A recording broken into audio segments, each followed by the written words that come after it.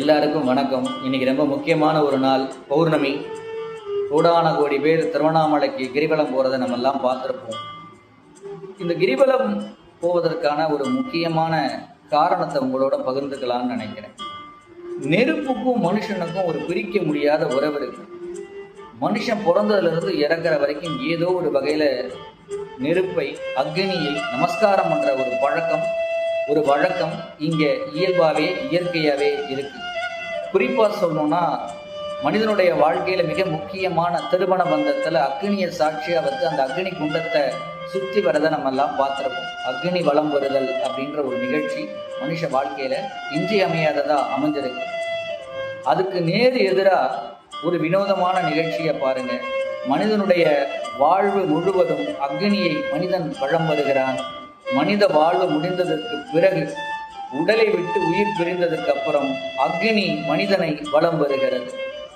ஈமக்கிரியைகளில் பார்த்துருப்பீங்க, நெருப்பு சட்டி மனுஷ உடலை சுற்றி வர்றதை பார்த்துருப்பீங்க. இது எவ்வளவு ஒரு வினோதமான இயற்கையான நிகழ்ச்சியாக வடிவமைக்கப்பட்டது. இந்த உலகத்தில் அத்தனை கிரகங்களும் சூரியனை சாட்சியாக வச்சு அந்த அக்னி பிழம்ப இந்த கிரகங்கள் சுற்றி வருகிறது. இந்த பூமியும் அந்த சூரியனை சுற்றி வருகிறது.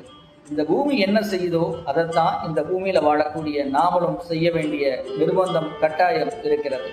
இந்த உலகத்தில் அக்னியின் வடிவமாகவே, அக்னி சுரூபமாக, அருணாச்சலேஸ்வருடைய வடிவமாக இருக்கக்கூடிய திருவண்ணாமலை, அந்த திருவண்ணாமலையை வலம் வந்து நமஸ்கரித்தல் என்கிறது எவ்வளவு முக்கியமான ஒரு நிகழ்ச்சின்னு பாருங்கள். ஒவ்வொரு பௌர்ணமிக்கும் கோடான கோடி சித்தர்களும் யோகிகளும் ஞானிகளும் இந்த திருவண்ணாமலையை சுற்றி வந்து நமஸ்காரம் பண்ணி அந்த அருணாச்சலேஸ்வரை அருளை பெறுவது போல நாமளும் மாதம் தவறாமல் பௌர்ணமி அன்னைக்கு திருவண்ணாமலையை பக்தி சிரத்தையோடு சுற்றி வந்து நமஸ்காரம் பண்ணி இந்த உலகம் என்ன செய்யுதோ அதை நாமளும் செஞ்சு அக்னி வடிவமாக இருக்கக்கூடிய அருணாச்சலேஸ்வருடைய அருளை பெற்று நலமோடு வளமோடு வாழணும்னு உங்கள் எல்லாரையும் அன்போடு கேட்டுக்கிறேன்.